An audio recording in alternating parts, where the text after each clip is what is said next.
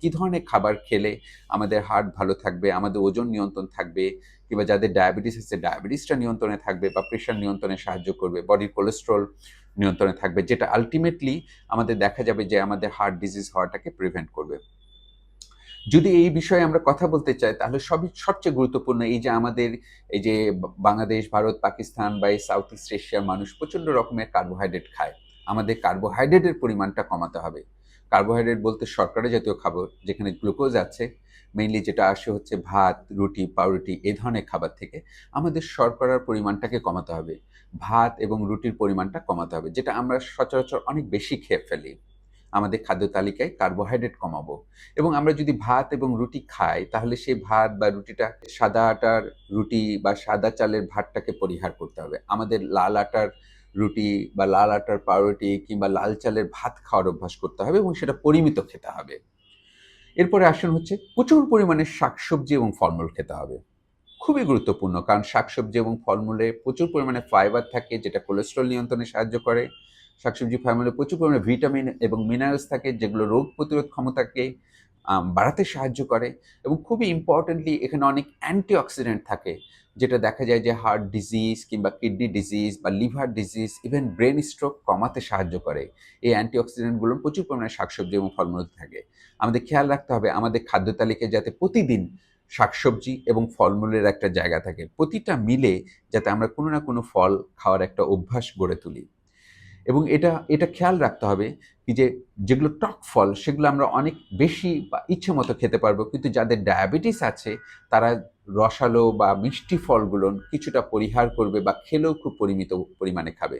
যেমন এখন আমের সময় আম বা লিচু বা পাকা পেঁপে বা কাঁঠাল, এগুলো হচ্ছে মিষ্টি জাতীয় রসালো ফল, বা আঙ্গুর, এই ফলগুলো যাদের ডায়াবেটিস আছে তারা না খাওয়ার চেষ্টা করবেন, বা খেলেও খুব পরিমিত পরিমাণে খাওয়ার চেষ্টা করবেন। কিন্তু যেগুলো টক ফল যেমন জাম্বুরা কিংবা আপেল কিংবা আ অন্যান্য যে ফলগুলো যেমন আমলকি, এই ধরনের ফলগুলো যেগুলো টক জাতীয় ফল, এগুলো আমাদের অনেক বেশি, বেশি করে খেতে হবে এবং প্রচুর পরিমাণে শাকসবজি খেতে হবে। শাকসবজি যতটা সম্ভব আমাদের প্লেটের অধিকাংশ অংশ at least অর্ধেক শাকসবজি দিয়ে পরিপূর্ণ করে ফেলতে হবে। বাকি অর্ধেক হচ্ছে আমরা কার্বোহাইড্রেট নিবো এবং বাকি অর্ধেকটা হচ্ছে আমরা প্রোটিন জাতীয় খাবার খাবো। এবং এটা খেয়াল রাখতে হবে যে আমরা শাকসবজি এবং ফলমূল অনেক বেশি, বেশি মাত্রায় খাচ্ছি। এরপরে আসুন হচ্ছে প্রোটিন। প্রোটিনের ব্যাপারে খুবই ইম্পর্টেন্ট। প্রোটিন আমাদের শারীরিক গঠনে সাহায্য করে, এবং এই প্রোটিন সিলেকশনেও আমাদের অ্যালার্ট হতে হবে। আমাদের চেষ্টা করতে হবে প্ল্যান্ট সোর্স প্রোটিনগুলো ব্যবহার করতে হবে, এবং তার পাশাপাশি প্ল্যান্ট সোর্সের পাশাপাশি আমি যদি অন্য প্রোটিন খেতে চাই সেখানে মাছ একটা খুব ভালো প্রোটিন। একমাত্র চিংড়ি মাছ ছাড়া আমরা সব মাছই খেতে পারবো। তবে বড় মাছের মাথা বা ডিমগুলো আমরা অ্যাভয়েড করতে পারি। মাছ খুব ভালো, সেটা সামুদ্রিক মাছ হোক বা আমাদের যে দেশীয় মাছগুলো আছে, এইটা আমরা নিয়মিত খাওয়ার অভ্যাস করতে পারি। প্রোটিনের ভিতরে চর্বি ছাড়া যে প্রোটিন, পার্টিকুলারলি আমরা মুরগিটাকে চুজ করতে পারি। মুরগি খেলেও আমরা চেষ্টা করব কি যে মুরগির যে গিলা কলিজা, মাথা বা চামড়াটা ছাড়া মুরগিটা খাওয়ার অভ্যাস করতে হবে। এটা একটা ভালো প্রোটিন। ডিম খাওয়ার চেষ্টা করব। আমরা প্রতিদিন একটা করে ডিম খেতে পারি কুসুম সহ। তবে একের বেশি যদি খেতে হয় তাহলে কুসুম ছাড়া খেলে ভালো। হ্যাঁ, আমরা মাঝে, মাঝে কুসুম সহ ডিম খেতে পারি। প্রতিদিন এট লিস্ট একটা করে আমরা খেতে পারি আরকি। আর গরু, খাসিটাকে স্ট্রংলি এভয়েড করতে হবে। এটা রেড মিট এবং এখানে প্রচুর পরিমাণে ব্যাড কোলেস্টেরল আছে। এলডিএল, ট্রাইগ্লিসারাইড বা অন্যান্য যে ব্যাড কোলেস্টেরল, এই রেড মিটে অনেক বেশি থাকে। এখানে শুধু আমিষ থাকে না, আমিষের সাথে প্রচুর পরিমাণে চলে। কাজেই রেড মিটটা আমাদের পরিহার করতে হবে। তারপরে ঘি, মাখন, পনির এই ধরনের যে ফ্যাটি যে খাবারগুলো আছে এগুলো বেশি, বেশি করে এভয়েড করতে হবে। এটা খাওয়া যাবে না। এবং যে ফাস্ট ফুডগুলো আছে, ফাস্ট ফুডগুলো আমাদের এভয়েড করতে হবে। বার্গার, চিজ এই ধরনের খাবারগুলো আমরা পরিহার করব। এবং আমরা যে ডিপ ফ্রাই দিয়ে যে খাবারগুলো তৈরি করি, ডিপ ফ্রাই করে, হ্যাঁ? ফ্রাইড চিকেন বা ফ্রাইড রাইস বা সিঙ্গারা বা সামুচা বা মোগলাই, যেগুলোতে আমরা ফ্রাই করি, অতিরিক্ত তেলের ভিতরে ডুবিয়ে রেখে খাই, সেই খাবারগুলো আমাদের পরিহার করতে হবে।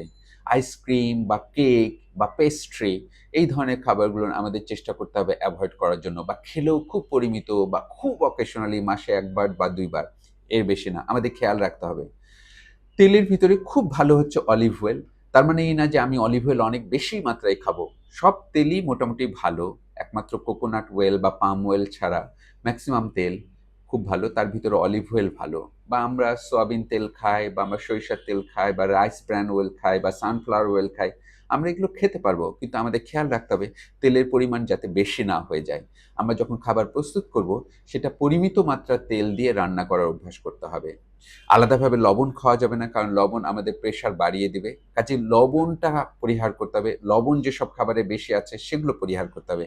আমাদের খাদ্য প্রস্তুতের সময় খেয়াল রাখতে হবে যে আমরা কি মাত্রায় লবণ আমরা ব্যবহার করছি, এবং আমরা আলাদাভাবে এক্সট্রা কোনো লবণ খাবো না। যদি আমরা এই অভ্যাসগুলো খাবারের ব্যাপারে, বা এক্সারসাইজের ব্যাপারে, বা হাঁটার ব্যাপারে, বা ওজন কমানোর ব্যাপারে, বা ধূমপানের ব্যাপারে আমরা যদি আমাদের এই অভ্যাসগুলোকে, ভালো অভ্যাসগুলোকে মানে তৈরি করতে পারি, এবং আমরা এটা যদি রেগুলার প্র্যাকটিস করি, তাহলে দেখা যাবে যে আমরা আমাদের হার্ট ডিজিজকে অধিকাংশ ক্ষেত্রেই কিন্তু নিয়ন্ত্রণ করে ফেলতে পারবো। এবং তার সাথে সবচেয়ে গুরুত্বপূর্ণ বিষয় যেটা আমার কাছে মনে হয়, যেটা আমাদের প্র্যাকটিস করা উচিত, একটা রেগুলার ফলো আপ করার চেষ্টা করতে হবে। আপনি যদি এ ধরনের কোনো রিস্ক ফ্যাক্টর থাকে, বা যদি নাও থেকে থাকে, বছরে একবার আপনার অ্যাটলিস্ট চেক আপ করা উচিত, কি যে আপনার কি রক্তে সুগার আছে কিনা, বা আপনার প্রেশারটা কত, বা রক্তে কোলেস্ট্রল আছে কিনা, বা আপনার কিডনির পয়েন্টটা কেমন, বা লিভারে ফ্যাট আছে কিনা। কারণ এই রোগগুলোর অধিকাংশ ক্ষেত্রে কিন্তু সাইলেন্টলি থাকে। এগুলো যদি আপনি ডাক্তারের কাছাকাছি না যান, উনারা যদি আপনাকে পরীক্ষা-নিরীক্ষা না করেন, তাহলে কিন্তু সেই ক্ষেত্রে এটা ধরা পড়বে না।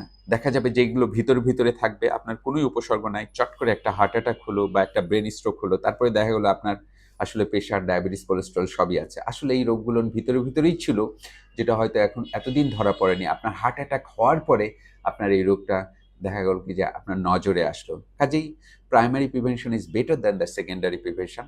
এবং আমাদের খেয়াল রাখতে হবে এই ধরনের যদি কোনো রিস্ক ফ্যাক্টর থাকে, সেগুলো আছে কিনা সেটা আমাদের স্পষ্টভাবে জানার চেষ্টা করতে হবে, এবং সেগুলোকে নিয়ন্ত্রণ করার চেষ্টা করতে হবে। তাহলেই দেখা যাবে যে ভবিষ্যতে হার্ট ডিজিজকে আমরা ভালোভাবে প্রিভেন্ট করতে পারবো।